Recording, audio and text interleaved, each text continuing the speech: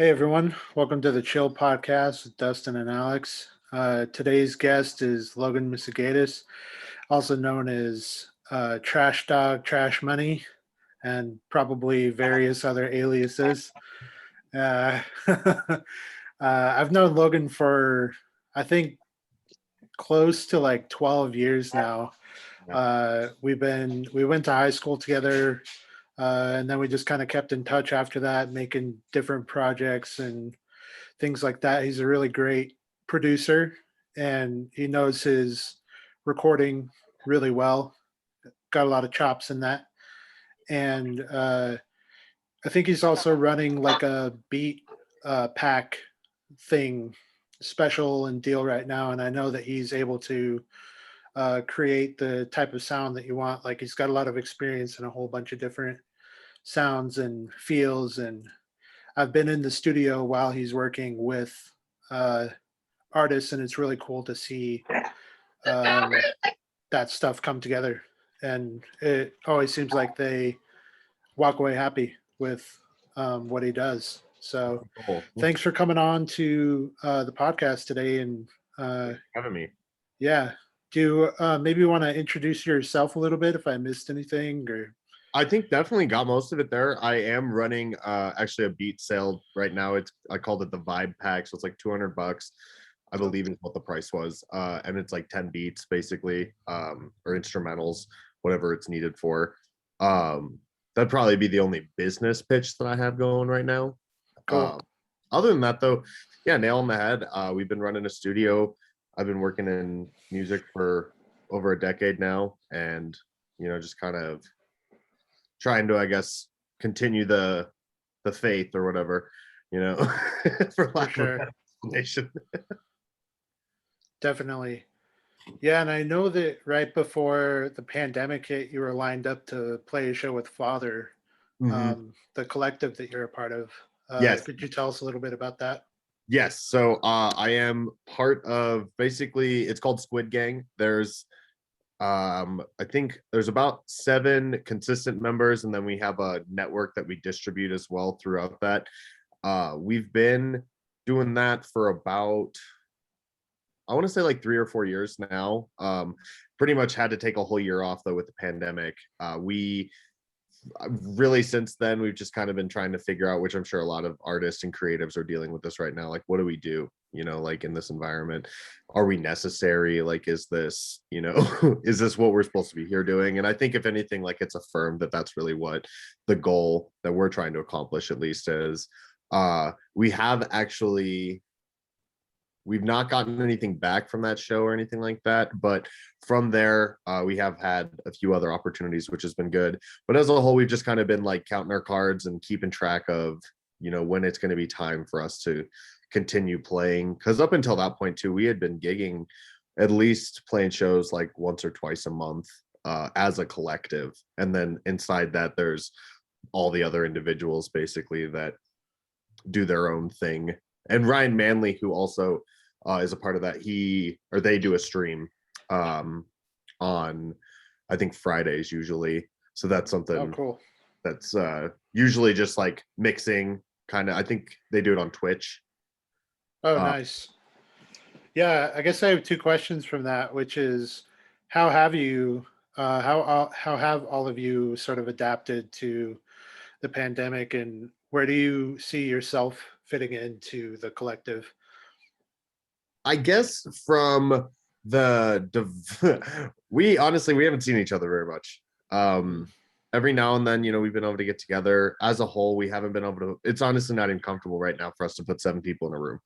you know so we have been kind of communicating back and forth. We're making some new plans. We do have some new music that we're going to be hopefully putting out soon, and from that, actually, basically what I've been, the my biggest piece has been, I do a lot of social media coordinating, and I also do a lot of the production. So if you check out our music on like Spotify or anything like that, a lot of that is produced or at least engineered by me. If not if not like directly, I'm usually a part of the process to make it happen or whatever. But I think that, what if we could have a future plan? I mean, the goal is at least to say well, let's get to a point where we can safely perform again and continue doing that. Because I think right now people are kind of ripping to want that again. I feel like there was maybe a moment where it was just like, are creatives useful anymore? Like, find out more at 10. And I For think sure. that if anything, it's important, for people to be sharing their views or to be sharing their creativity, for lack of a better explanation. Yeah, definitely. And you guys were sort of in the process of becoming an LLC, if I remember correctly. Did you ever go through with that? And if you did, or even if you didn't, could you walk us through a little bit of that So process? yeah, so we don't have a LLC for Squid Gang. We do have like our logo, um, and a few other things like basically like trademarked. But really, where most of our and basically all that kind of falls underneath Kappa Waves, which is my production company, and I run that with a partner named Joel.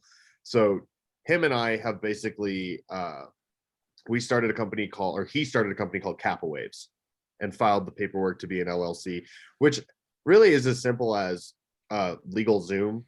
Go on there and file Mm, basically that way. There's some filing fees, and I've talked to a few lawyers. I actually went to business school. I dropped out of business school to follow my dreams that I'm going through now, right. and um, it was kind of so I've always kind of walked along that line, and for that sake, really the biggest thing that we've gotten out of that is the ability to financially protect ourselves in certain situations. And so our Hmm. studio that we run and our live like we do like live rentals and stuff like that basically. And like that's what y'all had did Right. previously. So when that was a big part too from the pandemic, was losing that basically hosting shows. We weren't, basically putting anybody in a room. And so from there, basically, that's what's been nice, is at least we did file our paperwork. We got it all in the case, so we can at least have some kind of safety net, for lack of a better explanation. But it Mhm. is really as simple as basically going on there. You have to define the things like that within like your company, like you say who is what, and like if you have a CEO or something like that. And like for us, we just do shared, basically shared Mm. proprietorship. And then we do have plans once we are pushing more forward to basically take Squid Gang and probably just, if anything, file it underneath that, because that's what we've had to do up to now, since Kappa Waves has been basically the financial backing to Mm. all of our collective stuff. And then everything else from there has kind of been for individuals. So, if Sad Boy Smiley wants to go and do something on his own, or wants to, pay somebody to do a video or something like that, that's kind of like out of the pocket. And I would like to be to the point where we can actually bring in funding into what we're doing from the other stuff, because I feel like that's the point of the Mm. LLC. You know what I mean? So if anything, like we've set up at least the umbrella, and now it's kind of like, okay, well, where, like, how does this fit into here? How does this fit into here? And as a whole, it's been trial and error, if anything. You know what I mean? Yeah. Like, well, I feel like answers every question I could usually have, and Yeah. like most of the time when it comes down to like talking with lawyers and stuff too, it's so like everybody wants, money to basically just communicate to them once they're at that level of understanding for whatever it is. So it's like, I'm not going to shell out, hundreds of dollars for me to answer something that I could probably get out of some dedication, you know what I mean, on the internet, basically. Sure. Um, I So to me, it sounds like you want it to be some like kind of self-sufficient. Um, and like I also wonder about what it's like to be in a collective, like constantly collaborating with people, and what kind of uh, I guess energy that brings to your own creativity, and setbacks, pros, cons of that kind of thing. Yeah, I think for sure that, like, I will say for me, I went from being I guess for lack of better explanation, so selfish with my own music and my own creativity. I was like, nobody else can be here. Nobody else can, be a part of this mastermind process that is what I'm making. And that was when I was a kid, basically. I'm like 18 or 19 years old. I don't know any better. And I actually got into that kind of collective mindset because I was working out of a friend of mine's bedroom. Like I was running a studio basically out of his bedroom. And he lived with like 4 or 5 other people, and they were kind of just like always in and out. And so I was like, wow, this is pretty obscure. Like, so I had to grow to like, like this is the way it is now, I guess. And so when we got into that, like being accepting of like kind of like bringing what other people's opinions are, it's funny. I was just having a conversation with an artist I've been working with about that. Is like the validity of somebody in the room with you while you're creating is honestly like it's more powerful than you're ever going to get, because they're right there along with you. So what they're thinking, what they're feeling is just as important as what the artist is creating, you know what I mean? So like to be able to put that into perspective basically with bodies in the room is awesome, and I think that it is kind of a learning curve of it. But I'll say for my own self, like if anything I miss the most since the pandemic is the idea that I can't bring several people into a room with me and we can all just create together, because I think that there's something that you can only, it's magic, you know what I mean? It's like you're all doing your mysticism stuff, and then eventually you come up with this intangible thing that's now tangible for somebody else. And like more heads, in my opinion, better. I think if anything, the cons of it is sometimes the problem I know we run into is we're friends, and I think that like I've worked in business environments, and sometimes being friends, you just like you let yourself slack, you know so if anything, coming back around into this, it's like, all right, we all want to make sure that we're keeping each other, like we're driving each other to continue doing better, and to not just like let shit slide, for lack of a better explanation. Because I think that that's what I notice is the biggest pitfall. Is it is very easy for you and your friends to say, hey, great job, and so if you can be Right. Yeah. with each other though, and you can say, oh, like this is what I think, this is how I feel about it, and you can communicate that, like I think as an artist, to be in a position where you actually get that directly to you is something that like is almost like you need that, like every record that has been made really, and since the dawn of time basically required a team. There was people behind it to be able to pull off at least some point to book the show or to do something like that, and we live in a world now where a lot of people are kind of like, it is easy to be selfish, I guess, with everything. I have a MacBook, I have an interface, I have a computer, like that's mine, nobody else, I can do whatever I need to, I don't need anybody else. But really the value that you get out of that is that we're all human beings interacting with each other, right? For So sure. without that, like what are we doing? Like we're just screwing around basically, unless we're trying to make something that's going to help or impact, or at least maybe change a point of view, or alter something. I don't know, you know what I mean? But Yeah. as a whole, like that's something that would be the only con I would say, is just the ability to let slack happen. And so I That's think coming interesting. into this next new wave of creativity and stuff that's hopefully coming out of this is just that dedication, and saying like, I want to make something to this standard, and I want these people that are around me to understand and respect that that's the standard that I'm putting it to, and then they're going to also hold themselves to that same level. And then you just start getting better and better and better and better from there. Yeah. Kind of So, like the fifth Beatle or the fourth Beatle or whatever. The is the recording engineer, right? Yes. so in this time when you haven't been able to like meet with the collective or have those other people in the room, have you still been working on your own stuff, or is this sort of slowed down a lot Yeah. of processes for you? I think if anything, it made me do a lot more for myself lately. I actually, and they've kind of fallen upon deaf ears because it's really hard to market anything right now. So actually, since Yeah. I think I've put out 3 projects Oh on wow. stuff, and I barely even promoted them. Like it's just kind of like, I've done this, I have this, like I just need to put it out. And I've been working on basically it's like a 3-part full-length album. So I have Dive In, which is already out, that's on all the major streaming services. And then I finished over the pandemic basically this, it's called Sprout Up. And so that record is part 2, and then the last one is Bloom. And so basically the idea, and that was kind of what I did during the pandemic too, was dive into yourself. And I think a lot of people need to do that right now, and just should do it in general, is just learn who they are, like get to know the body that you're in, and get to know what it is to be inside your mind and kind of stuff. And so that was like the whole intent with that. And then I did Sprout Up, which is not out yet. I think I have one single out from that, but that is basically the whole idea. That is kind of the internal growing process. What was a lyric that I used? It's like when spirit meets skin, kind of the idea of like the inside stretching out to meet the rest of your body kind of thing.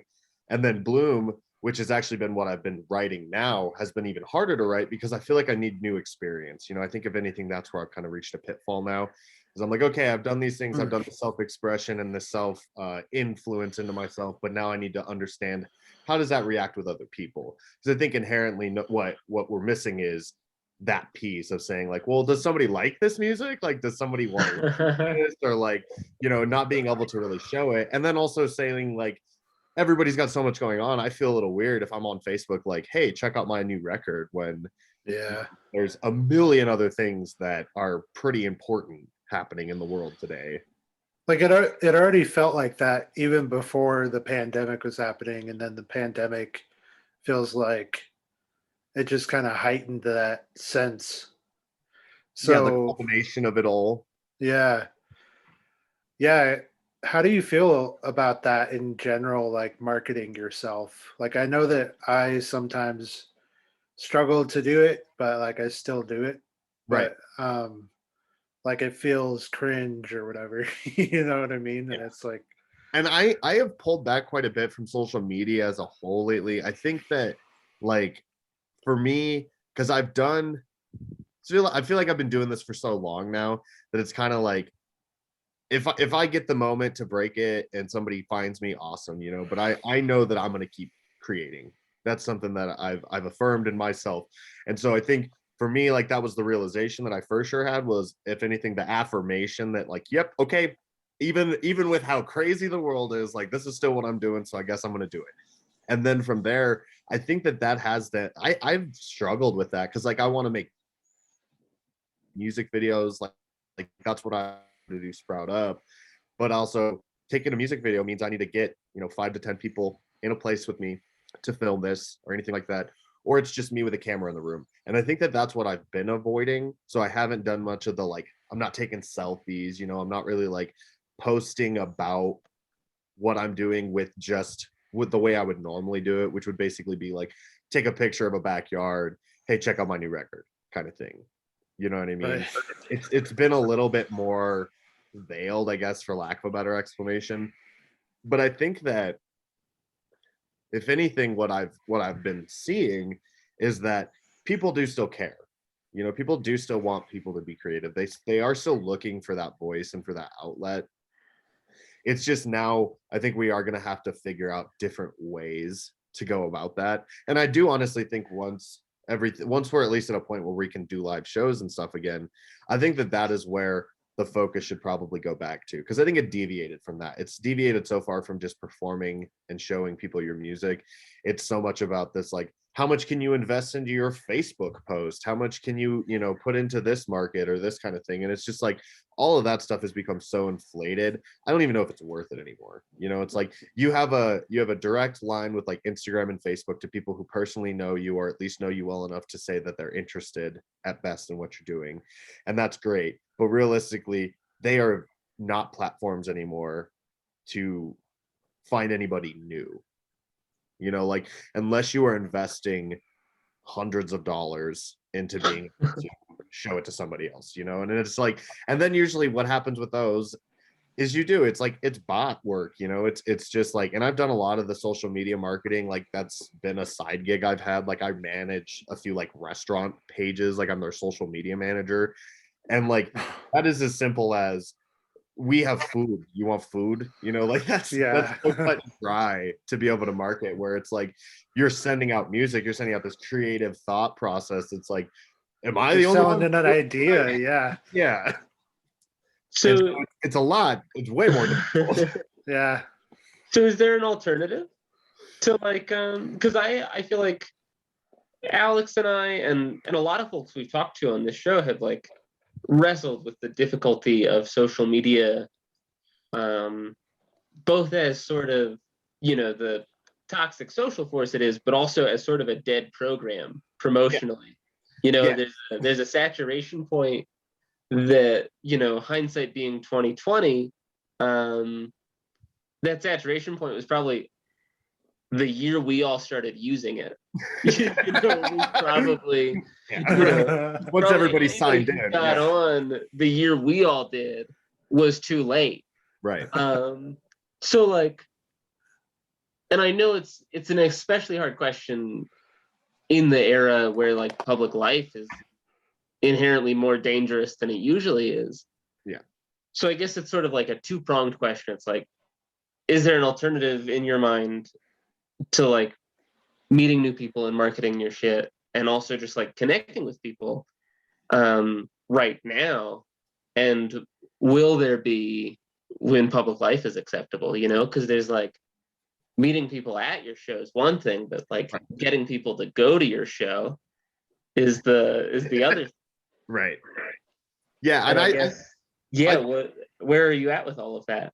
I guess I think that more than likely we're gonna see another Facebook platform. We're gonna see another something flash in the pan that is, people are gonna jump to, because I feel like that's kind of human nature. We're doing that already, and like I don't know what it's gonna be, but I'm sure there's gonna be something like that, and it might allow 10,000 people to get their median out there.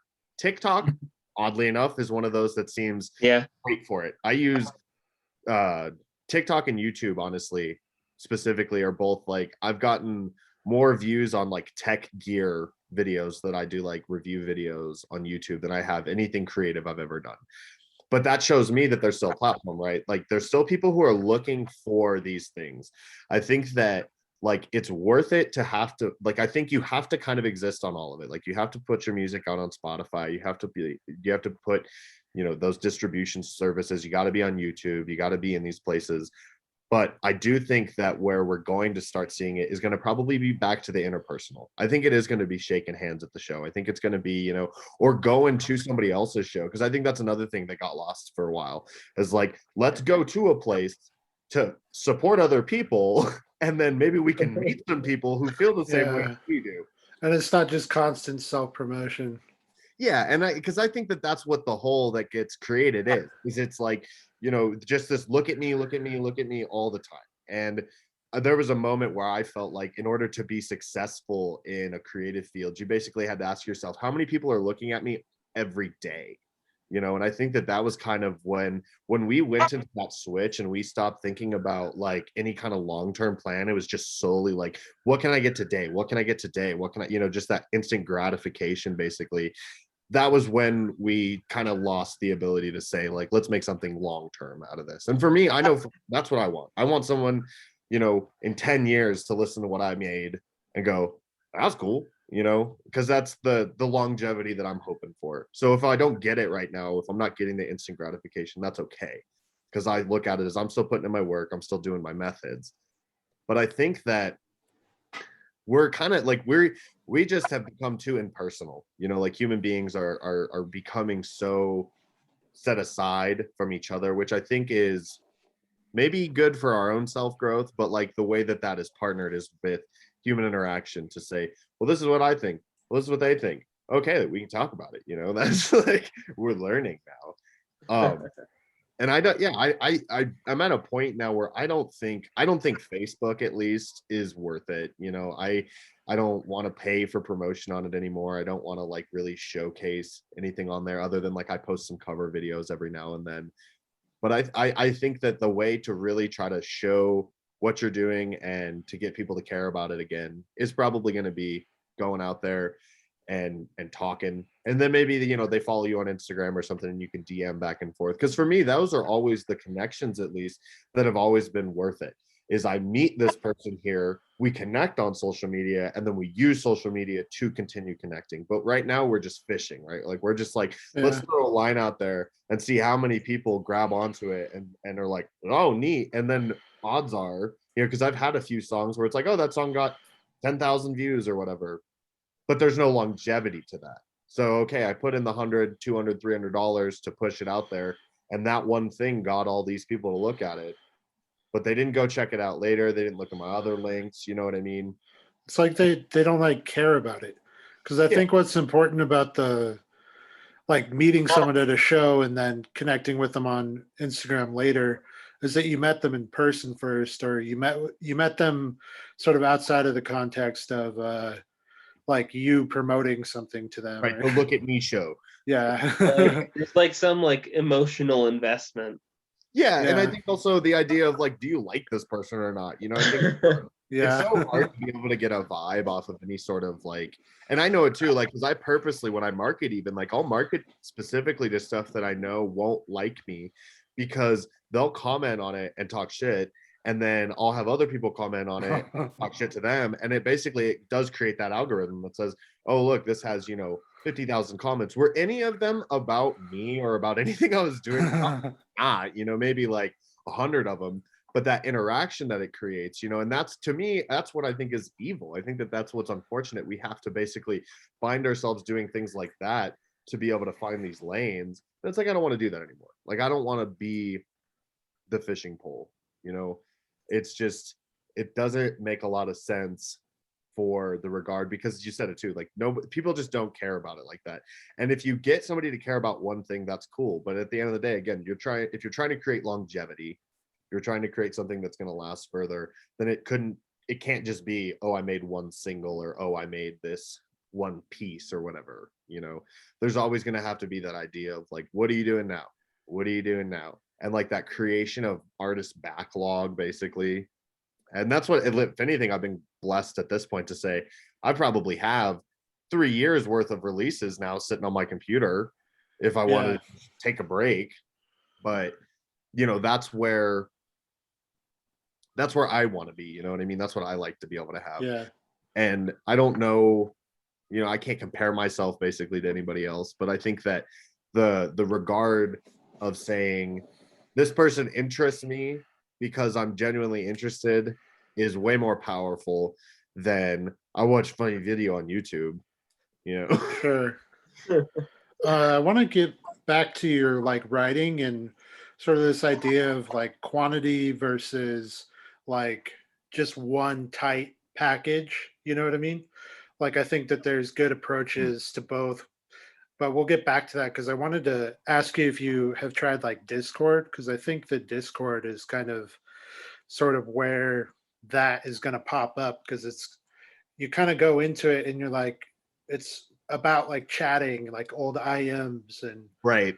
and stuff like that. And then they have like areas where it's like, oh yeah, check this out maybe if you want to, and people will invest in it if they sort of like you from the chat or something. Right. Okay, yeah, I know. You sent me that one that Discord link, and I just downloaded it on my phone. So I was looking through that. That seemed awesome. The opportunity of saying like, here's a bunch of creative people who are, and I think that is probably where we're gonna have to start going, is more niche. We're gonna have to probably start doing those inner circles. But if you look at even like Odd Future blew up on a message board. That was really like, if you chase it back, like they were talking about where to buy Supreme gear, Right. And it's the same with Brockhampton, right? Like they all met on like a Kanye fan group, right? Yeah. It was for a Kanye fan group. Yeah, and like, awesome, great. I think that's what that's what the social media side is for, right? Is to connect us as people and say, hey, like, you live insert 1,000 miles away and I don't, but we share similar mindsets. And like, if anything, that's a testament to the human, interaction that we have. It's like that we're pretty similar, if we just could communicate this, like, right, probably wouldn't be so hard to get along with everybody. Instead of like trying to present some sort of image, like, yeah, it all comes back to the vibes. Like, and there's something to be said. I have a friend of mine, we've been doing a lot of like, I guess, weirder research kind of stuff, like more like magic, like occult stuff, basically. And there's something to be said about the prestige, that was the term, basically, the prestige of an artist, of that kind of aura of saying like that there is something magical about what you're doing, like the halo. And I think that that's something when you're tapping into that, whatever it is, you know what I mean, that special thing inside of you, or if it's a whatever it is, like, that is what is special. Like that's for sure the thing that I don't know if everybody can do, or the self-presentation of it. Like that's the miracle at work. But after that, once it's done, right, like we're just human beings. So it's like the presentation is where I feel like it gets lost, because if there's presentation in a show, or if there's presentation in like, here's my video to show you what I'm trying to do, and you really put the effort into that, like awesome. But at the end of the day, you still have to be somebody that is going to be likable, or at least relatable. Like it's you can't just completely misrepresent yourself as this deity. And I think that we look at artists like, honestly, like a Kanye or like a Drake or something like that, and it's like they worked their way to that regard. There's a reason why they represent themselves the way they do, but also they made connections along the way to say that they can call each other, they have their network, and that's what allowed them to rise to basically the level that they did. Because at the end of the day, more working people with you is going to always be better. And like if you have people involved with what you're doing and they are invested in it, then that is more powerful than anything any one individual can do. And I think that that's where we need to probably get closer to looking for that, with certain platforms, and because it isn't like, it can't just be this the look at me show. It can't just be this. And maybe 30 years ago, yeah, because again, those people were shelling out thousands of dollars to go into a studio to work on this thing, and it was something that like you could not do. But so now it's become almost like Democratized.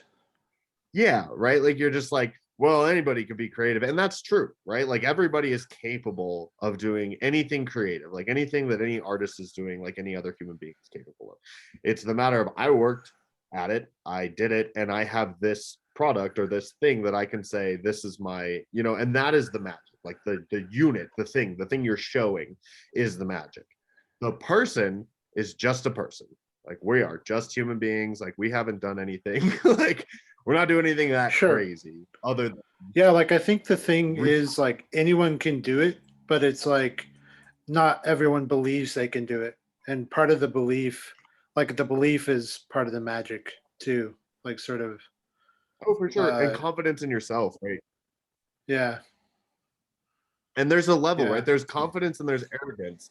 And I think that like when you represent yourself one way, you're gonna have people who think that you're arrogant. You're gonna have people who think that you have this pridefulness about you. But honestly, again, that's not my job. That's not your job to facilitate that. What other people's interpretation of you is gonna be whatever that is. I can't control it. So if I can do my best job when I'm showing my project or when I'm conversing with an individual, to be like, hey, look, I'm human too, I'm just here with you, like experiencing the same craziness that you all are, then that's what our connection is, right? That's what we can all agree upon, at least, is like, oh yeah, the world's crazy. How how important do you think that like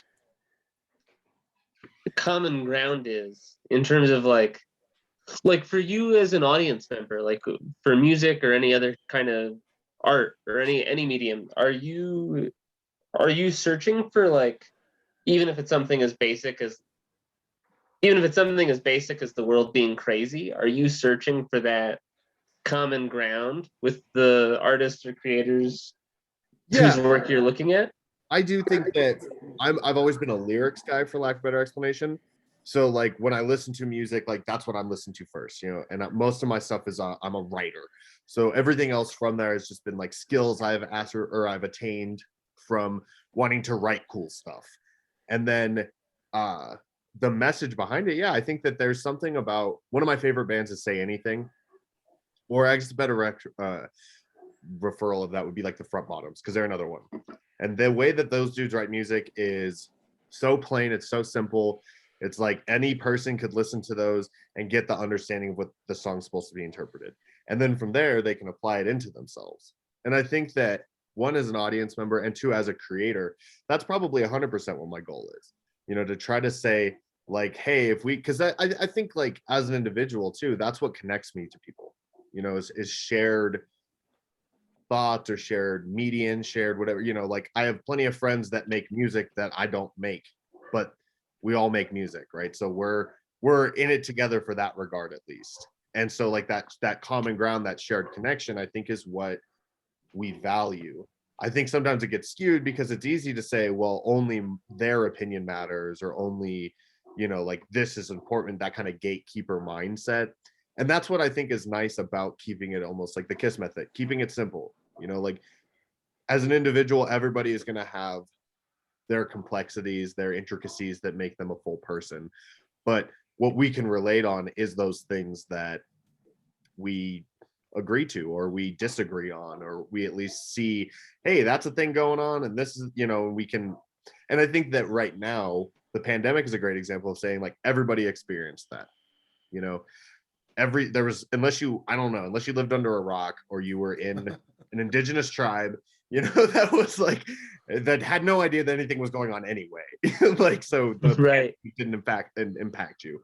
But this is something that's going to be a great equalizer in that regard. But it's also going to be something that, like, and I said it right when it first happened, I think we're going to see more problems socially and financially from this than we are really going to see from a actual like what a virus does. And I think that that's been true. You know, so many people have gone completely away from each other. It's so separated, like it's hard to feel anything other than like either fear or anger about this situation that everybody is dealing with.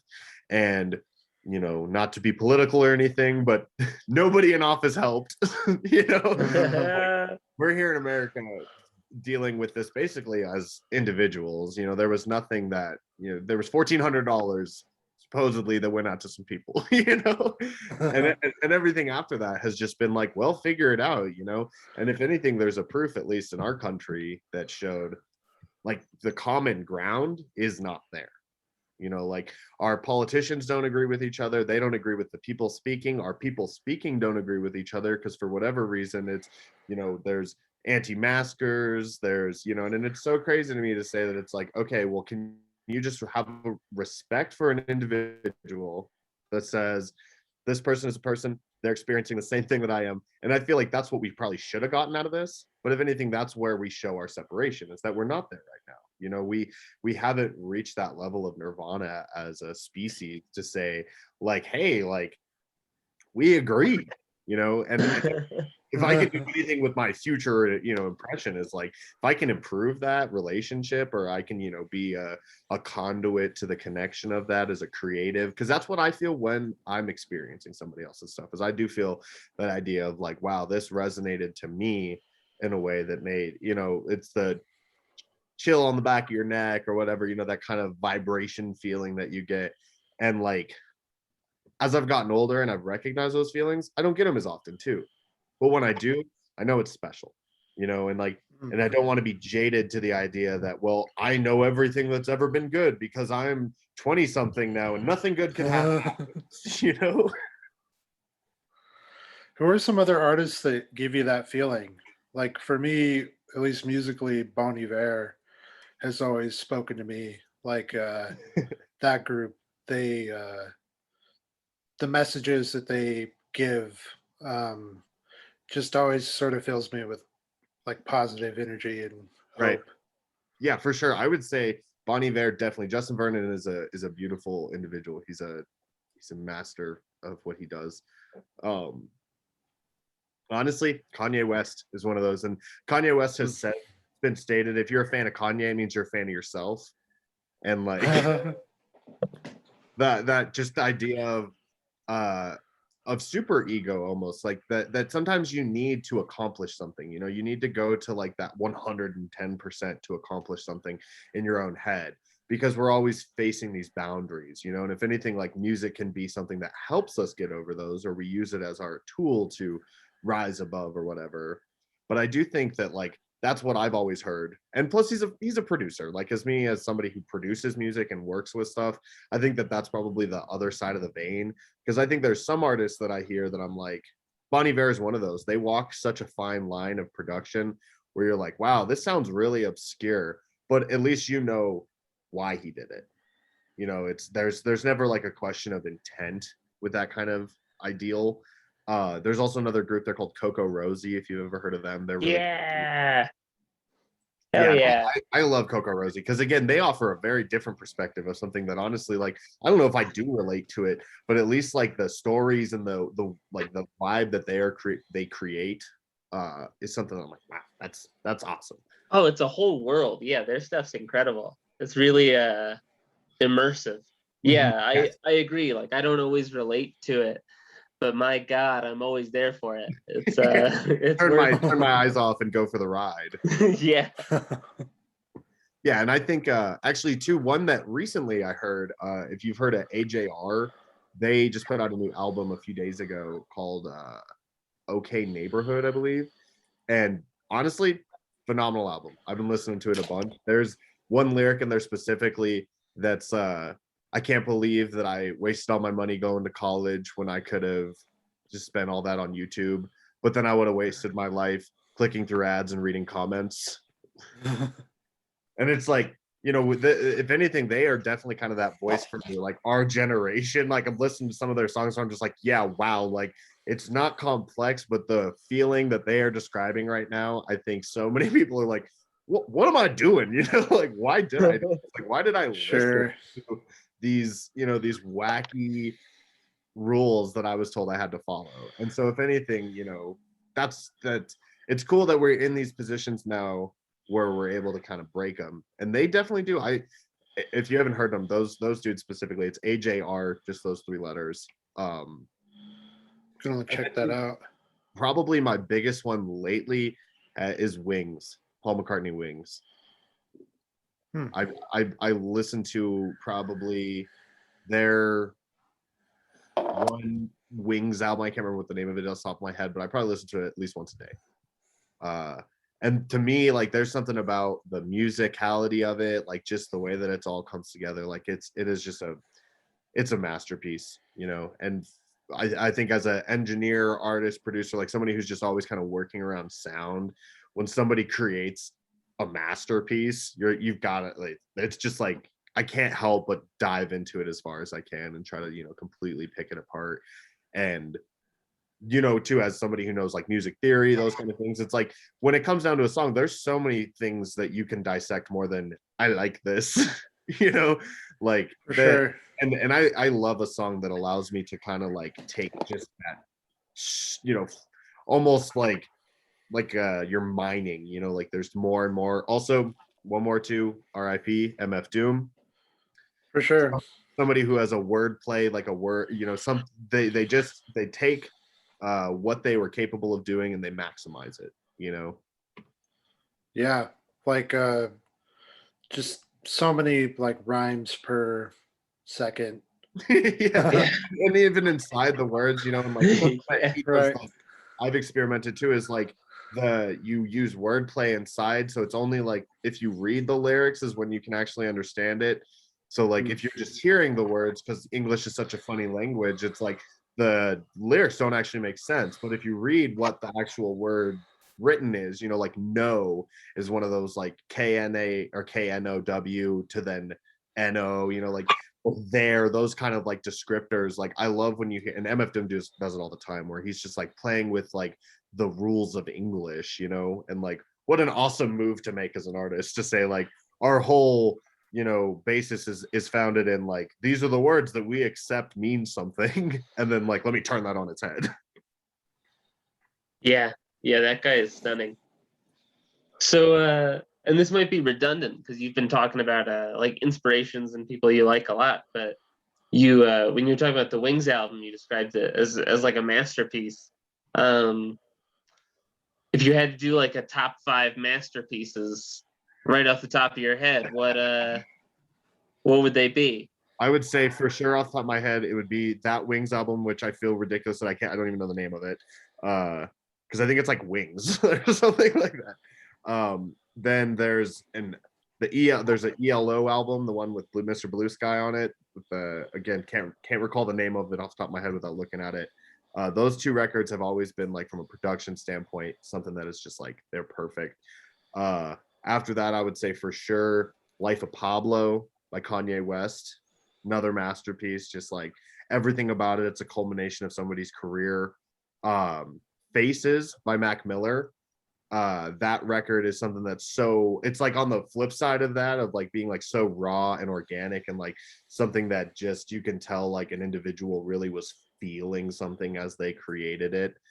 And I would say number 5 would probably be, ooh, that's a tough one. I don't know if I have a number 5. For sure those 4 though. Right on. Hell yeah. So I think you went into your, well, what is your process of writing? Like, do you try to be as clear, uh, like you said, with some of the lyricists that you're talking about, or do you try and sort of stretch it a little bit and maybe get into like some abstract territory, or I think like, for me, what I've found the beauty in my process has become that the more I do it, the more I want to break all my rules that I set. So like there was a time where I sat down with an acoustic guitar and I sang simple songs because that was what was capable for me.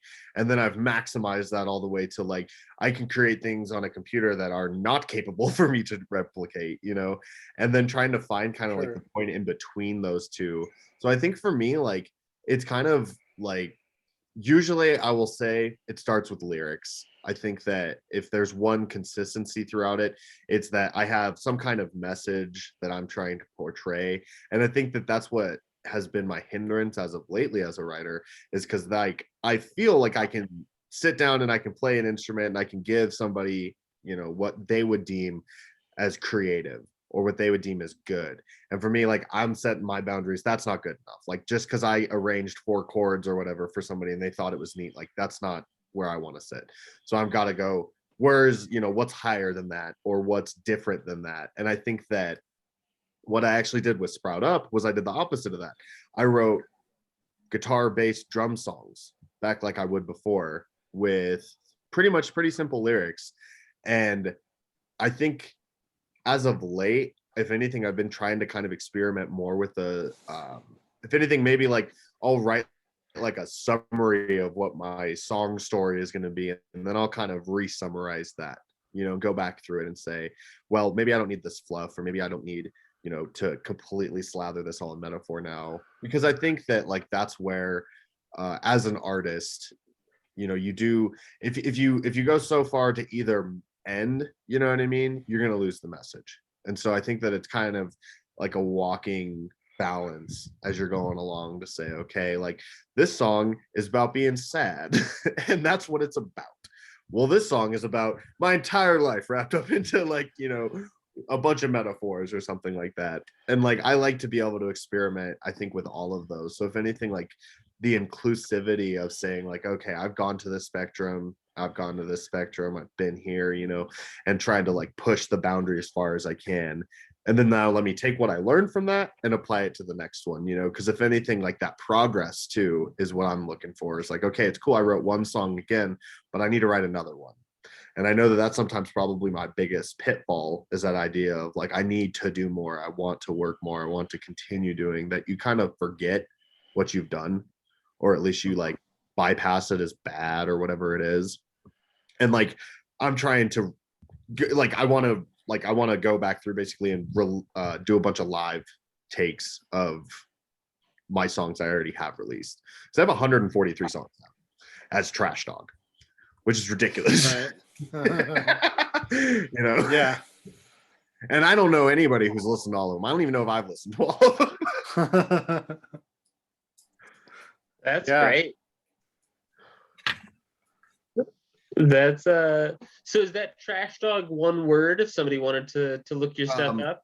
Trash Dog, TRA $H and then dollar. Yeah, so two words, but the $ is what throws people off usually. Mhm. But yeah, that is out on everything, you know. That's also been something that I've tried to maintain, is like that ability of being able to access things, because I think that is what social media, you know, to touch back on that topic, has given us. Is if somebody did want to go look and see my 143 songs, my progress, you know, they can. And I love that I'm in a place where that's what I love seeing, and I can replicate that too. You know, I can have somebody go and say, oh yeah, dude, I listened to the first one you did and I listened to your most recent one. And I'm sure there's probably I mean, I have too. There's growth, there's variance, you know, there's change. And like, if anything, like I don't want to be redoing the same thing every time. So I find myself like in a process too, like if I feel like I'm being redundant, like I'm like, I gotta get out of here. Like I gotta run away from whatever this is. Because that's what I, you know, that feeling of that rut is definitely what I try to avoid.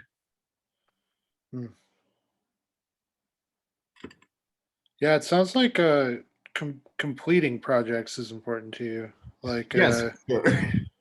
And I'll say like, too, like where I shine the best is honestly like that's why I like producing and stuff, is I shine the best when I already have something to work with. Like I like to maximize, you know, I like to have this one thing and then let's see how far we can take that. You know, let's expand it into the greatest possible version of it can be.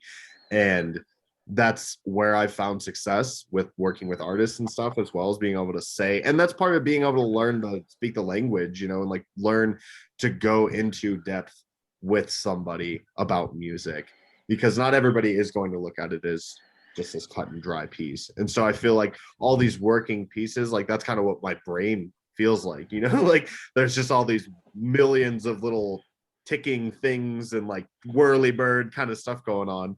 And so the only way for me to accentuate that into it is to say, well, here's my finished thing, at least for now. You know, like I did the thing, they all came together in this perfect alignment, and now I can at least feel that I'm satisfied with the idea that I'm done with this thing. And then now I'm going to move forward too, you know, which I think is also something that probably shoots myself in the foot all the time of like, I finished the project, let me go finish another the project and then another the project. yeah, like you could use more time for reflection, maybe. Like, Probably. how often do you listen back to your older songs, or like Honestly, is that still like an important part of the process for you though? as of late, it has been. I think that that's kind of what, because I've noticed that in my pitfall with writing Bloom, which has been my most recent thing, is like, I'm like, man, usually writing is so easy to me. Being creative is so easy to me. I felt like I've kind of hit that wall lately. And so I've been going back, and I think that it is important. And I am glad that I have at least the discography right now for myself too, to go back and say, oh, I've already talked about this, or I've already touched on this. And I think too, there's certain motifs like that I've been able to do now, where like I have a few I have one song where it's like I take the chorus of it basically on it, it's a totally different record, and I flip it into a different song basically. And so now I have another song that's basically got that musical motif, and in the original one it's a minor version of it, and then I do a major version of it. And unless you listen to that song, you know, on that project, this song is a totally different song, but the connection Yeah, that you would know. yeah, but I'm like, oh yeah, that's kind of cool. And so like connecting those lines and kind of creating that universe, and that's what we've also tried to do with like the collective too, why we've kind of taken a step back, is because that whole vibe is that's 7 people working in a room. If 7 people can't work in a room, then it's not doing anything right now, you know. And like we have to accept that. And once we can Yeah. get back to that regard, then it's like, all right, balls to the wall, you know, we're really doing it again. What would you say is your intention, sort of as a collective and maybe as a personal artist as well? Because you spoke about a little bit about maybe music can kind of help someone change their perspective, or like make them feel less alone or something. Like, what would you say is your intention, at least right now? And it'll probably evolve over the years, but You know what's funny though is that is actually it right there, growth. We've talked about this a little while ago. Like the one motif that every single one of us has, like within our collective in our writing, is that we're always talking about growing. We're always talking about, you know, what is the next step? Where do we want to be? Like what is, you know, what is the goal kind of idea? And like I think if anything, that's what we're looking for. You know, we're looking to say that 10 years from now, we're further than we were, whatever that means, you know, whatever regards. If that's I'm sitting comfortably and I'm making music, and you know I can afford to live in a apartment or something like that, you know what I mean, off of what I do creatively, awesome. You know, or if that means like, hey, we toured and we did this and it all blew up in front of us, because things like that happen too. I think that that's what is the inevitability of just doing something, you know. So I know for us, like that has been, we've tried to say is like, you know, let's continue movement forward. Like let's not be taking steps back, or let's not be, at least let's not rehash the same stuff, because I think that it's really easy to do as a human to just kind of get that same mindset, and you get in a feedback loop, and it's just, you know, becomes detrimental no matter how good or bad the topic that you're reflecting on is, you know. And so you have to accept what you learn from it, apply it to new things, and then move forward, you know, grow into the new human that you just became. Sure. Yeah. I I like think that. we'll end it up here. I Okay. don't know if Dustin has any more questions, or Yeah, gosh, I feel like that covered it. Is there anything else you'd like to plug or let Def- people know about? Definitely, thank you guys for having me. I really do appreciate it. Yeah, thank you for being on. yeah. And for sure, I mean, check out Trash Dog or Squid Gang. That is all of our, you know. And if you need any audio work, I do that stuff too. Yeah. Definitely hit this Very guy cool. up. He's got a pretty awesome studio. And also send him masters. And like I totally forgot what I was gonna say. Yeah, just thanks for coming on, man. Yeah, awesome. Thank you so much. Yeah. Yeah, And thank you so much. I remember Okay. now. You'll be able to find all his stuff in the link. So Perfect. Thank you. yeah.